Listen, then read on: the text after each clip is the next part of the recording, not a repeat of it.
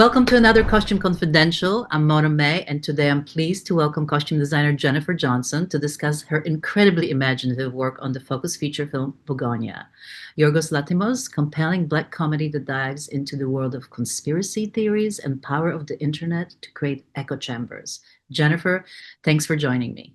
Thank you, Mona May. What a pleasure to have this opportunity, and congratulations on this exciting podcast.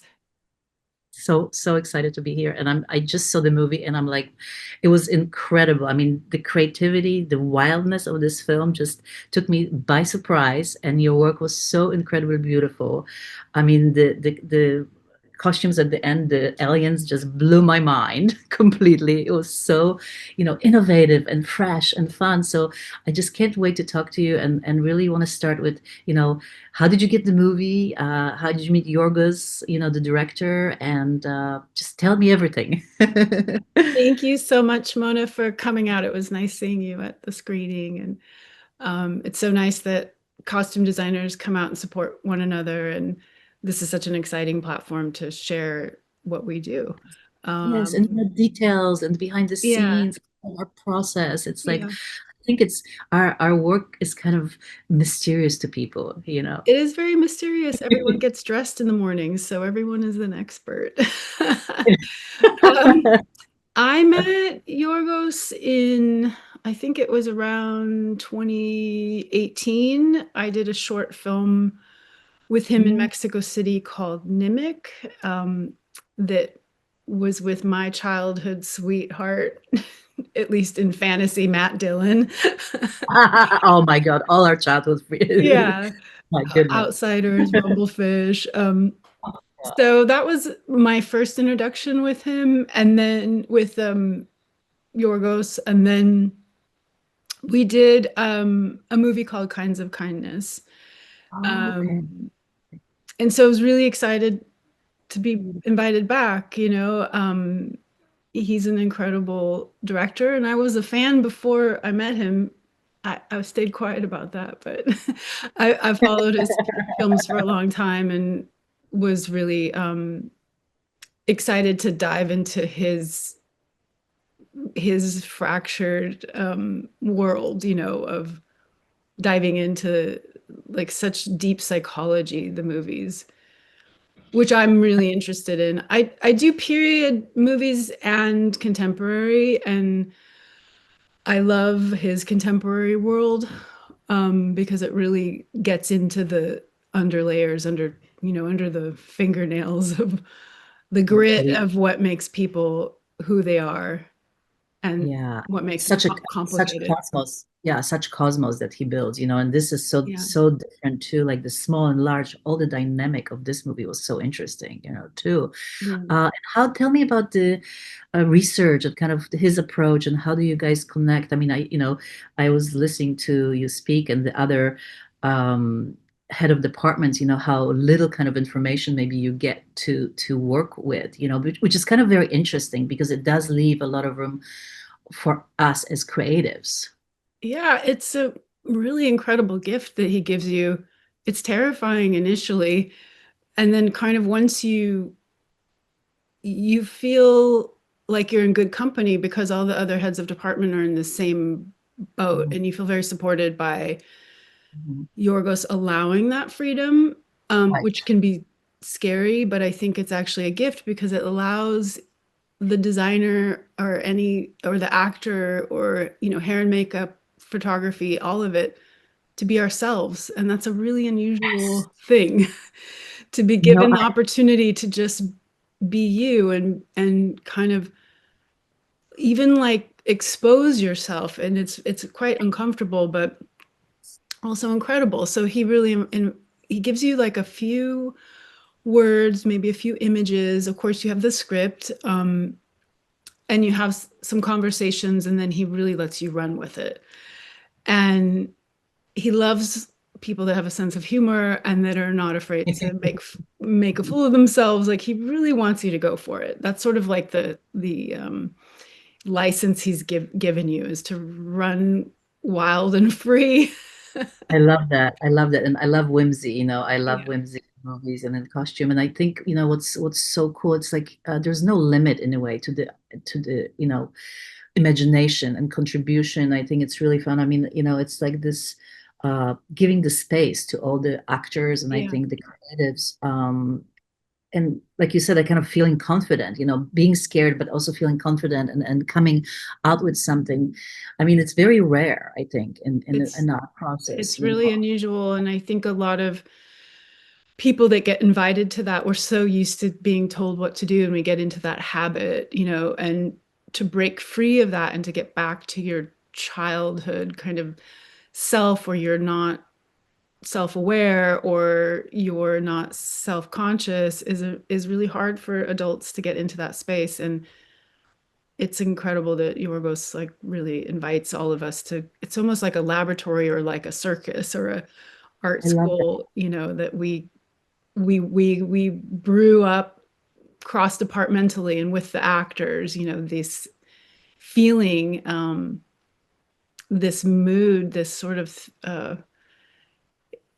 it's sort of like an essence that you try to achieve with working with Yorgos, um, that is not, like if the script says that somebody's wearing a blue dress, he doesn't want to see a blue dress. He wants to see what you and the actor and what's really right for the character. So it's just the script is a prescriptive and an outline of how to approach it, but it's not meant to be taken so literally. So that's a wonderful.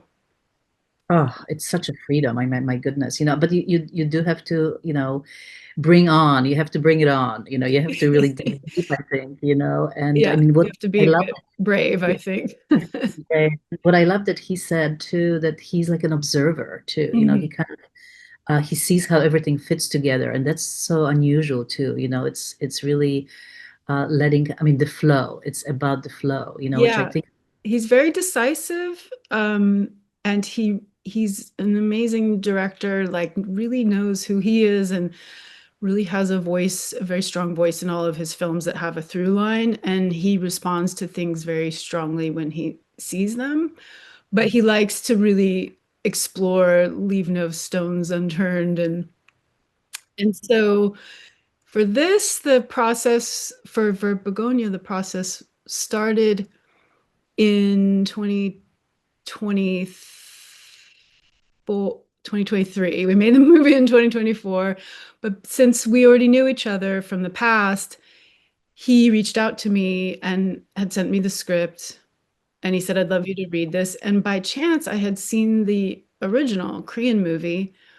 The script is quite different. The outline is very similar to the Korean movie, but Will Tracy's script was definitely a new take on it. So that was really exciting to read, and I got so much from Will's script and so much information from that alone. And the original movie is wonderful, but we were definitely doing something different. And then Yorgos said, I want you to, just in your free time, just kind of start imagining and collecting images. And so I had the gift of sort of having the time to just, unofficially be invited, and not feel that pressure to deliver, and just kind of naturally spend any time I thought of something, I would sort of got a folder together and started throwing things in. And I love your eventually folder, by the way. I love your folder. well, It's so eventually the mood fun. board that it took me days to actually cull down the mood boards for this press that we've been doing, because my original mood board is like over 200 pages. God. And that's, they're not individual images on one page, so it's like thousands of images that I had collected, um and film stills and art books and reportage. And then once I got closer to actually being officially invited onto the film, I started culling through kind of like eBay, which I love to do. I like to sort through eBay, and for Teddy especially, and Dawn, and explore the people that really live in those areas. So Teddy and Dawn live in Georgia, and I started buying things from what I could see were sellers on eBay that were really living in those areas and possibly living on farms. So if they were selling a tractor part and like an almanac on when it might rain or when to plant your next crop, I knew I'd hit gold. And I would buy, like workwear from those places or t-shirts. Wow. I met an apiarist, a beekeeper Oh, who happened to fantastic. be collecting bees across the street from me. And that's a fellow costumer of ours that in 705 that lives across the street, KB. And I Oh. said, who's that guy across the street? I need to get his number. So I became friends with him and I purchased his bee suits, and that was my first purchase was Wow. purchasing these real bee suits that of course we had to recreate because we have so many stunts and violence in the movie. I mean, I love it's very interesting to hear this because I love the way the realism is. I mean, the aging is so beautiful. I mean, I Yeah. don't know where the suit came for Teddy, and like, I mean, it's just so bad. It's so good that it's so bad. It's just, Yeah, so the I mean, bee suits were definitely, the sample because what we if there's anyone watching this that doesn't do costume design, sometimes you're designing something just straight from a sketch or a concept illustration, but other times you're finding a sample, especially if you're doing something that's based in reality, you really want to get that right, and you don't want that to feel like a costume. You really need to delve into how things are worn and how they're dirtied and soiled. And so getting the real uh, bee suit was such a surprise because it has these layers of mesh so you don't get hot while you're wearing it. And that allows you amazing. to wear your own clothing underneath it. So the gray and the charcoal smudges are actually smoke from the smoker that the beekeeper uses to Right. calm the Right. bees. Wow. And then the stains are from the honey, and honey's like glue, and then everything starts sticking to it. And so that was really interesting how kind of filthy beekeepers are. I was surprised by that. And it's not like a grody filth. It's a kind of a beautiful Wow. patina of honey and wax and propolis and pollen and smoke. And so for the eight, we had this amazing, we made the film in London and we did our exteriors in Georgia. And we had an incredible woman named Rafaela Buck, who was she was our textile breakdown artist. And this suit that you see right here was brand new, pristine Wow. white, and she did all of that aging, which had to be soaked through multiple layers of mesh to really not just sit on top of the fabric. So that's very important with aging patina Yes. work, that it really gets into the fiber, which, as you know, Mona, is a tremendous amount of physical, time consuming work where you're really there's no inch, no meter untouched in that costume. So it really it tells you the story of Teddy's work and his World and his mind and everything. I mean, I yeah. think the years and kind of this is, what I love about this movie, it really is about the extremes, having Mhm. him and having that world of, Teddy and Dawn and Yeah. kind of that, you know, kind of dirty and maddening world, and then Yeah. comparing, Michelle's Emma Stone's character, this so Yeah. lean, so clean and so cold and so perfect, Mhm. love the two contrasts. So this was so beautiful how I Thank think you created the depth on those characters, kind of really from one end spectrum, with the dirt to this slick. I love this board, by the way. It's just so kind of sophisticated thank and you. Thank you. it's charming and scary at the same Eh, time. Like I love her. I Yeah. want to I want to be her, but then on the other hand, I'm just like terrified. And I just loved the way that, you created Michelle. And Emma is so wonderful. I worked with her as well. I love the projection and the way that she kind Yeah, of, she's how she incredible. wears the costume. And I mean, it's everything too, because it's so important. I think that, not a lot of people know that about how much it happens in the fitting, how much Yeah. really where the laboratory really happens. So I would love you to talk a little bit about that, about working with Emma as well as, Teddy and Dawn, especially would love to hear a little bit. You Yeah. talked in Well, that. both Emma and Jesse, I had worked with on our last collaboration with Yorgos, which was Kinds of Kindness. So not only did I have a shorthand with Yorgos, but I had a shorthand with Emma and with Jesse. And in Kinds of Kindness, it's actually a triptych. So it's really three movies. So uh, really, I've done four features with Yorgos, in a short film Right. because the three was though shown as one movie, it's really three completely different Mhm, characters in mhm. Kinds of Kindness. So I had a really lovely comfort and humor and like just ease with those actors, which is, as So you know, important. is the most terrifying thing when you walk into a fitting and you've never met that person. And you're like, hi, nice to meet you. By the way, can you take your clothes off? And it's this I like love it. terrifying seduction that, you're trying to gain trust within 5 seconds. In the most intimate situation, it's Yeah. just And when it goes, if you've ever had somebody who's not so nice and you've had a difficult fitting, it's kind of like, why didn't I join the art department? What this is this like level of psychology is you know but these actors are wonderful and they're really again Yorgos only hires people that are really nice, like that's oh, so I good. haven't mentioned that, like he values that the crew and the actors are really kind to one another and collaborative and generous and not vain, Oh, and I love so Emma is really willing to go through it, as you see in this movie. Her I love head I is love shaved and she's slathered in grease and you know girl, she went there. Oh my God, I and love it. goo I mean, and did the they shave her hair like right there yeah, on yes, okay, so that that was was shot wild. with, I think, with four cameras. Oh my God. um and that Okay, was done while Teddy's driving, but they actually did it in a parking lot right, in right. the back of Wow. her G-Wagon. Of course she drives the G-Wagon. Brave girl, seriously. Yeah,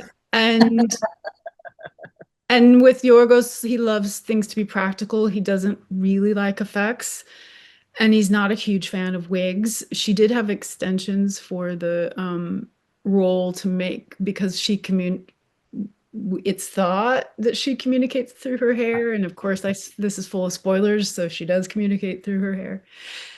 And so the shaving, was so Teddy and Dawn could hang up that phone call with her people. And so that was done practically. Yeah, everything in Oh, girl. I mean, it's what you're saying now. It's so interesting, the practicality of things and how, like, even when she's, in the basement and when you have the cream part, which Mhm. looks kind of powdery because it dries out on her coat too. I love that. It's just all so Yeah, I mean, layered. you can tell from my excitement about how grubby Teddy is that I really love aging, and Oh my God. I I just love love. dirt and kind of like a history of Oh, a garment, like I think is so fascinating. And so for her, like you had beautifully and eloquently said, she's Michelle is very pristine and elegant. And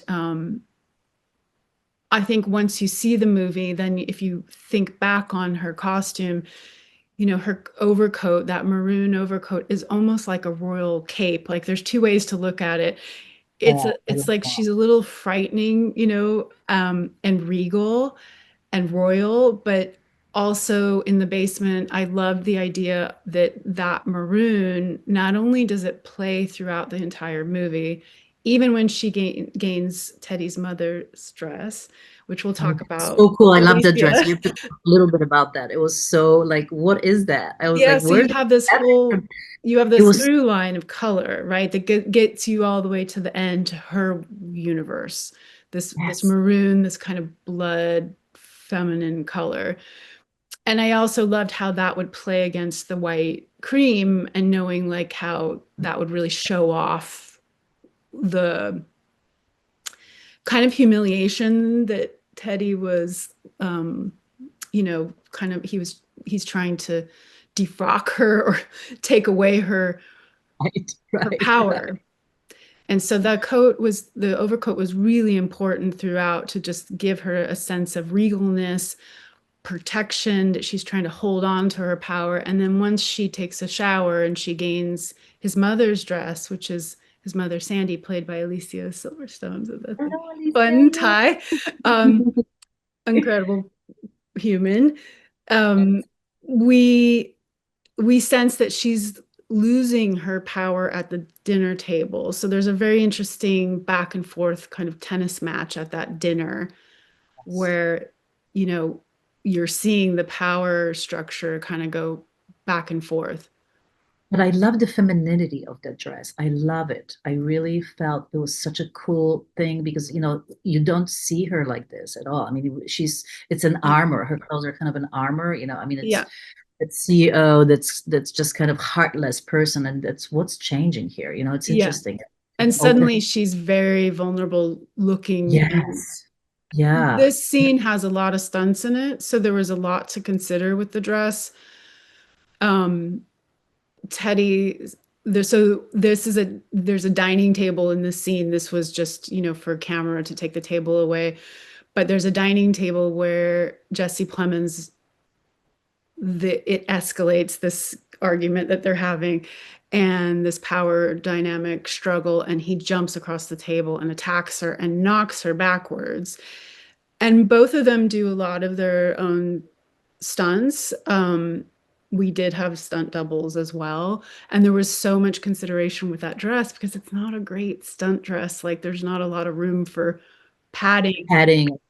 But Oh at my the God. same time, with a lot of consideration for the safety of Emma and the safety of the stunt person, we agreed that the dress had to be this. And so the slit being so high, the the fabric being so, the polyester chiffon just being so kind of unprotective visually, made her It just feel has to be. so vulnerable in that moment where you kind of start feeling that she could be overtaken by Teddy. Yeah. I love it. I love it. I love the print. I mean, it's kind of like weird 70s. It works with where they are, where it just makes sense. It's so Yeah, and cool. the costume. So my fittings with Emma and Jesse were initially in New York. Jesse was very clean cut. He had short hair. He was in New York working on a series. I think it was Black Mirror, and then Emma lives in New York. So it just was the right thing before I headed to London to just meet them and do an initial fitting. And at that point, already, because I had some samples for him that I had purchased on eBay from these sort of Midwest or Southern farm, like really grubby. And I had the real bee suit that was very smoky and sticky. Stinky. And Stinky too. and so then we got some ideas together, and then when I got to London we started actually manufacturing things and making things for Teddy, knowing that there were so many stunts and wanting him to feel really unique and I mean, his special. brown suit is fabulous, by the way. His Yeah, brown so suit the suits were so good. made. Looks like you just got it at Kmart or Yeah, or I know. And you remember, so Mona, good. it used to be so easy to buy those. You could walk into Sears or J.C. Penney. Yes, But yes. now every suit, the lapels have the top stitching, and everyone's very slick now. Like, even if you go to And a, the material is expensive or shiny. This is I just love exactly, there's too much polyester, and everything is stretch and it doesn't photograph nicely and it's shiny. And so and girl this this was the shirt too. The shirt was the amazing. I shirt was is custom, and so eating all of it the like fabric is oh, is is vintage. That there's an amazing legendary man named Adrian in London at Academy, and he is wonderful, has a wonderful workshop, and he just really got it. I told him that these guys, this is his father's suit. Let's say the father was a salesman or had kind of a middle of the road cog in the wheel kind of office Wow. job. Oh, And Adrian has an amazing collection of vintage fabrics, including oh, shirting and suiting. And then we just really talked about the shape and the silhouette and having that look like it hung on the hanger, too long. And oh my we God. Or don't was it know bottled where, up in I mean, I really thought it was like just you bottled up at night and then put it in a bag and then it just came out in the morning, you know. I mean, just I yeah, love the wrinkle on it and just yeah. it was And also so the ill-fittingness of it, like it's a bit oh, too big on Teddy, and then on Dawn, it's too small. brilliant. But I never want to make fun of any of my characters, and if there is humor, I want that to be quite subtle, except for the ending of this movie. Um, and so it was important that these suits read like really straight and grounded in reality. When we had kind of established how dirty Teddy would be, I don't think anyone saw that coming. And Yorgos really went for it and loved the idea and the story of how he's really in his head and he's not concerned about his appearance. Um, he has a lot of trauma and he's highly intelligent conspiracy theorist. And so I wanted to telegraph all those things very quickly. It's And when we beautifully done. had a test, we had a camera test, and when he walked into the set fully dressed, the production designer and the set decorator knew right away that the house needed to reflect him and his Wow. level of Wow. filth. So they did so much work to break the house down. The house is built from scratch. The basement is real. They dug into the a piece of land. What? Oh my God. Yeah, so this Wow. is all practical. When we So cool. first walked into the basement, James Price, our amazing production designer, were like, "Is this safe?" I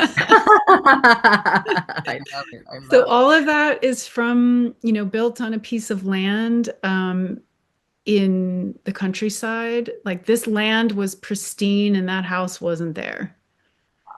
You know what? Yeah. Power of movies. And I mean, it's so creepy and it's so scary. And Mhm. I think everything that you guys did together, I have to say it's magic because it's Thank you. true the production design. I mean, I think the costumes, I think the DP work of the close-ups and all that stuff, it's just so brilliant. I mean, it's so visceral in a way, that movie. I mean, it really Yeah. leaves you with like just you feel it. I mean, I felt the dirt, Yeah. almost. And like you just I mean, it grosses you out to be in that kitchen to see what's going. I mean, the And it's so basement. much dirtier than you can even imagine. Like it's hard to telegraph even on film, like how grubby we made it. And so Sandy's dress, the mother who uh, Teddy's mother, who Michelle ends up wearing that floral dress. That dress, I thought, because it took a while to land on what that was. Like, what is Teddy? He realizes, or he thinks that she's a royal Andromedon. And so he invites her up to a meal and gets her cleaned up. And there was so much discussion what that was. Like it needs to be something of his mother's, but what is that? Is it an old t-shirt? Is it something cozy? And we Oh, really I went love that through, it's feminine. I love that it's feminine. And yeah, I we went really through a lot of ideas, and I was so caught on kind of stuck on this idea that this house, his father's suits, like these people had money at one point. They were okay at one point. That the house reflects, that at one point there was love and care in this, and there was a family and maybe a garden. And so they living in the South. And I thought, is Sandy, the head of the cotillion? Is this from, her prom? Is it from a wedding? Is it from a society? So we really, in the fittings, had a gamut of how excessive we went. We really, like, I had some real kind of like society lady kind of dresses, and it was too much. And so we dialed it back into something that felt just more soft and feminine. And I do love it, this sort of like Carrie moment, if Oh my God, totally. you Totally. Oh my God. I just love because I know Alicia Silverstone, so well.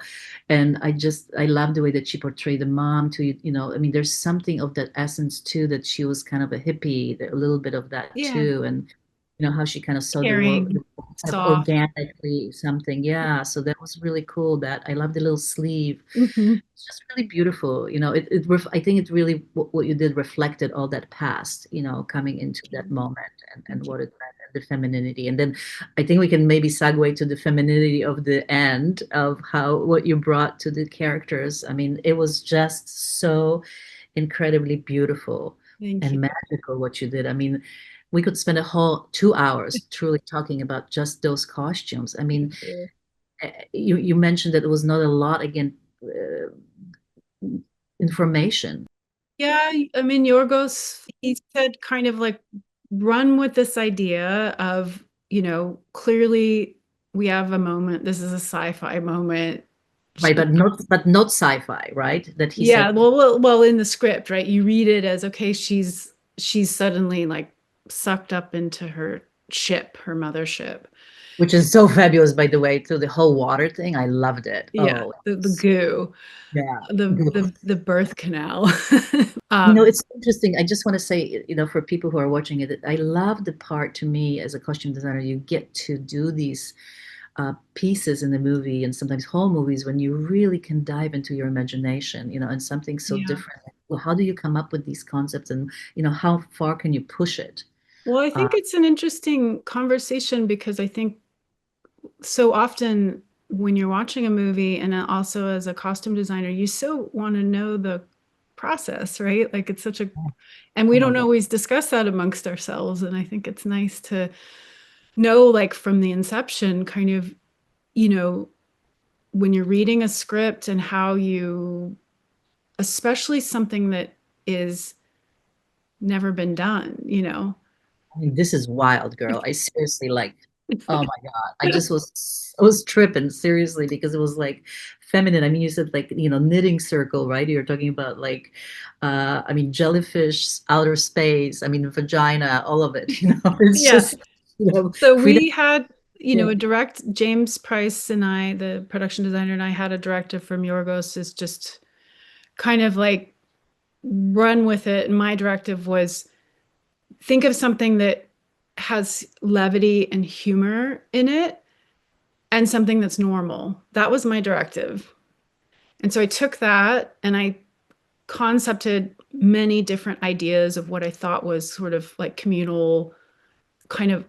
banal, average collective behavior. And I had, like 100 pages of images on kind of what that was. And I kept coming back to this idea of knitting and Love it. of the act of Check this out. making. This is hilarious. The suits hanging on it. I mean, Yeah, this is Raphael Buck and I in London. She hand painted all the suits with latex paint and then airbrushed everything.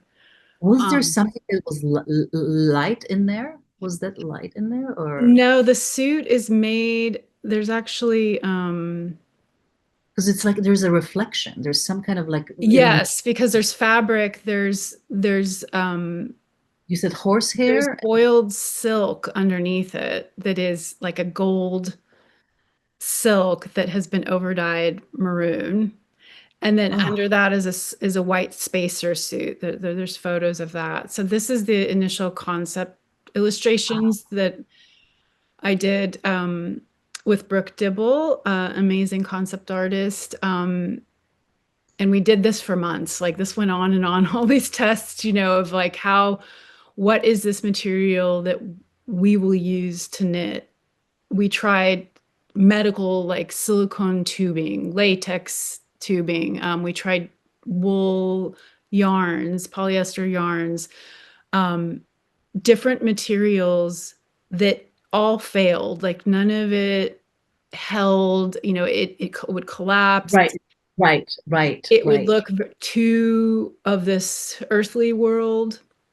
It Okay. wasn't elevated enough. And then we landed on crinoline tubing, which is something you use in millinery. And crinoline is, you use for, you know, It's in fabulous. in to give volume to dresses, right? Yeah. Yeah. Or horsehair or crinoline you can use flat in suit making in the shoulders. Fabulous. I mean, brilliant. Seriously, it's just so fun. I mean, it's so whimsy. It's everything. It's funny. It's There cool. you It's can see, weird. yeah, thank you. On the upper right, you can see the fabric that is underneath. And you see Okay. how that's like a maroon. It's a gold fabric that has a silk that has Beautiful. been cooked and over dyed maroon.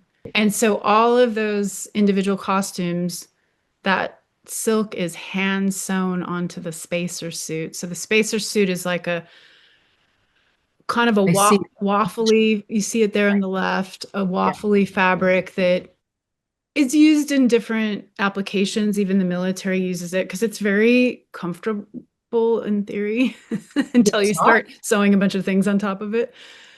It's soft, right? I mean, it Yeah, seems you kind can of. see this gentleman on the left who's sitting next to one of the woman Yeah. who's sort of like knit already. Yeah. And you see how flexible it is and comfortable, and you can walk around it and soft. And it's a great fabric for sewing things on top of. And so the knit needed a structure to go underneath it.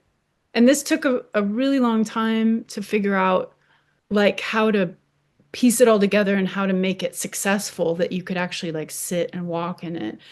And I love the airiness of it too. I mean, I really do. I mean, it's just kind of, it's just so strange, you know? I mean, it's Yeah, like you said, it's the very, fallopian tubes. I mean, it's like back to yeah. nature.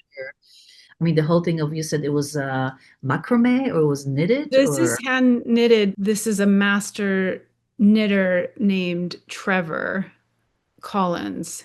Right there. Trevor has the most amazing shirt collection. You know Lee at Palace, who has such beautiful shirts. or Trevor has a similar, they could have a duel with their shirts. oh my God, let's do Um, it.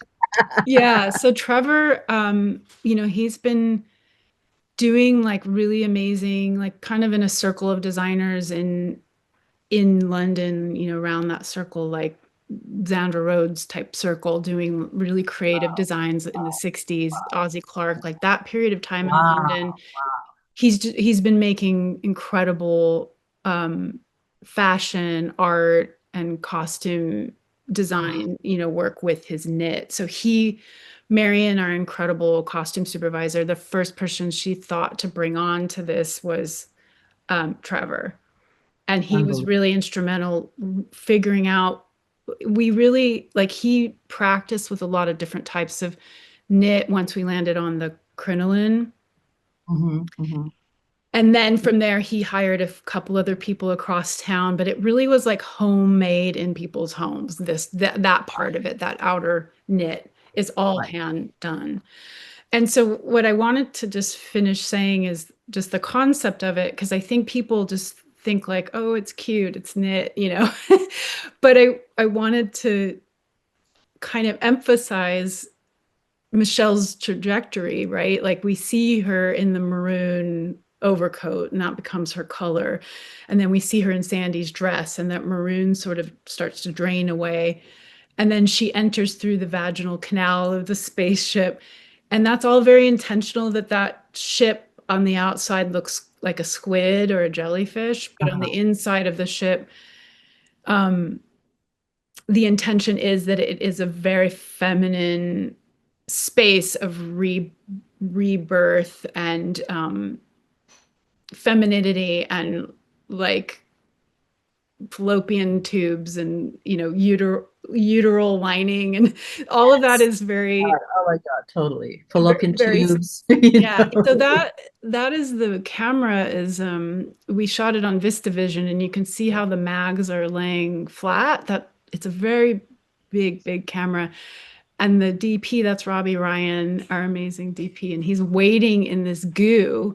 So that red or pinkish substance is like if you've ever taken Metamucil, it kind of or like gelatin. I love it. It's That's like before gelatin sets, that's what that goo is. And so that's what everyone was waiting around in. and so it's this idea of like the knit and this idea of like getting away from the industrial world, the capitalist collapse that Teddy and Michelle are trying to uh that's the struggle within the movie is something of our time is about what we're going through and how um humans are really challenging the balance of the planet and how it's at a precarious time where it could collapse and we could be our own we could be our own we're dooming ourselves. And Right. so I wanted to get back to, the idea of the mothership. Michelle Yes. is the mother. And, And the this is, feminine, I think the feminine, yeah. really And the feminine. idea that knitting is a very non-industrial, very ancient form of communal gathering and making. And, the idea that like women would make sweaters for their husbands going out to sea to Oh, fish, things. There's all these ideas right. of that these aliens communicate through their hair, and the crinoline is a really interesting material because it is when you look at those individual strands, they're made up of many tiny strands. Yeah. Um, there's some, and that was one of my I initial, love that. I love that. That's just so great. Oh my God. It's yeah, just one of my initial Dick fetching circle. inspirations. Dick fetching circle. We all come together to fetch and talk, which is Yeah, so, totally. yeah, yeah, it's really, and I think, y- you know, to celebrate the feminine, I think it's so beautiful too in this film, to celebrate the feminine, to really just, we all have to kind of come back to the softness, and maybe that's Yeah, where all it lies, this answer yeah, to all of us, and the problems that we have. Can yeah, we turn inwards? Can we see that? And that in the way that you approached it, it's just so beautiful in a way. I think the whole court too, how you see all the, I mean, you have the queen and then you have yeah. And court. yeah, thank you. The queen is just some technical stuff about her that's kind of cool. The queen she's all macrameed. So she's Okay. not knit and she's hand macrameed. Her costume is built on a cage, a wire cage that was hand soldered. So initially it was a foam form that we fit on Emma Mhm. Yeah, to I've get used the the foam shape before, but right. sometimes it's just not strong enough. Yeah, and it was too, I wanted light to pass through it. So you can see Hmm. how it's backlit there. So I wanted Beautiful. the costume to have I wanted to be able to see her body underneath it. And I wanted a kind of etherealness of it. And that's before it was painted. So that middle image and the right image, you're just seeing the white macrame that is done also in a thinner tubing of the crinoline. And her Hmm. crown and her outer macrame, her gloves and her boots are all hand done. And that was an amazing uh, crochet macrame knit artist named Steph Miles. And she designed the pattern. Um, she did all the pattern work. And then Oliver Doherty actually he did the physical work of the dress, and then she did the boots and the crown and the.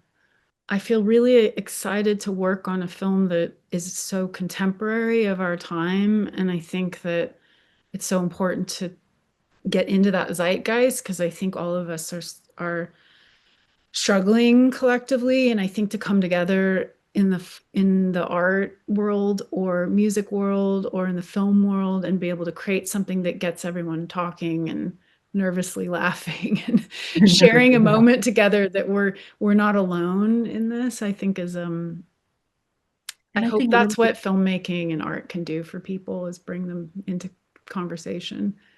I think so. And I think awe, I mean, to me, it's awe too. I mean, that was kind of fun because it's so rare these days. We are so inundated by imaginary and, Instagrammers and I mean, everything, Google's, whatever, now AI even, to Hmm. have something that's so kind of organic that can take you by surprise. I think that's so beautifully that you kind of achieve that in a way. Thank you. Uh, that I mean, I truly was like, wow, I've never seen that before. This is so freaking weird and cool. I love it, Thank you. So it's fun and it does have kind of, I think what you talked about, the whimsy and it's, going back to the beginning of our conversation of the Yorgos giving the permission, giving the room Yeah. for yes to brew to come, I mean, it's so easy to shut things down, like, oh, Yeah. no, let's go that direction or, and it's like to really be able to flow with that process. I mean, that is to me the creation, and that's when those kind of things can really truly come from us to the surface and Yeah. and express ourselves. I So think a lot of directors would have been a little freaked out by these guys, just a little, just a little. Yeah, so it was really cool that we could go so far into it. And I had such an amazing, we're only as good as our team, and I think that's really important to talk about that, I had an amazing assistant designer named Ava Rolfs and an amazingly supportive costume supervisor, Marion, and an incredible fabric sourcer, Alexina Duncan. Like that, with them, we were really able to resource unusual ideas and think outside of the box. And I had a team that really supported not being literal, Yeah. not being by the book and doing things outside of how you normally would do things. And then we had Rob Alsop, who is an incredible guy who makes amazing costumes in London, and he was part of that with him and Trevor and Steph and Ava and Alexina, like all of us just coming up with wild solutions. We were all entering a world that we hadn't done before, and we didn't have a proof of concept from the past with how we were making this. It was really like creating something from scratch, and that was really satisfying to see all that come together. In such a beautiful way. I mean, it's really, it's the research and development and time given and all of that. I think resources even. I mean, you were talking about how many yards and miles it took of this Yeah, so the queen like is she's 2,100 meters of crinoline, and the council or her court or her backup dancers, however you want to title them, they are about 3,500 meters, which I think it's like 2 miles. oh It's an my God. incredible amount. And Wow. we had a Wow. company in Switzerland um, named Tressa, who they manufacture crinoline because we bought out like any crinoline we could find in town, and then we actually went into manufacturing it, and we had such crazy deadlines because Europe goes on vacation, so all the Time. factories closed down, and Yorgos would be like, let's add one more. And Ava's like, no, we can't. And we did it. We gave him what he wanted for his cast and the amount of people that are sitting around in the council, but really like barely made it by the hair of our crinoline chin. I love that. Well, listen, it's such a experience. The whole movie is such an experience that it's truly creative and fun. And I can't wait for the movie to come out and people just go nuts about it. And your work is just Thank so you. beautiful. I mean, I think, kudos to Yorgos and Jesse Plemons and Emma and Aidan Delbys and, all of the people and all your crew. It just truly you feel it when there's something that just is, everybody's together and the DP and the production design all comes together. Those are kind of the rare moments when you feel and you truly, you get that from the screen. So, you come out and you're like, oh, wow, it's scary, it's crazy, it's made me sad, but made me happy.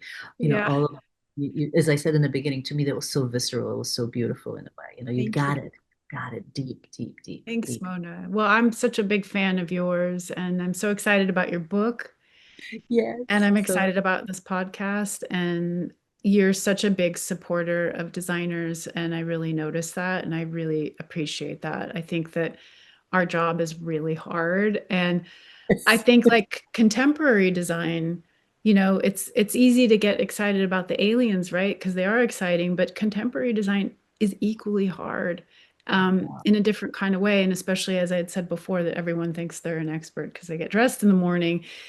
It's harder for people to appreciate, I think, how difficult it is to distill the essence of a character and what goes To into make it that. authentic. I think Yeah, that's so I appreciate you noticing that and highlighting that, and I'm really excited to that you've invited me to this wonderful. talk. Thank you. Wonderful. Thank you so much, and good luck with everything. And Thank we you. can't wait to see more from you. And And you too, Mona.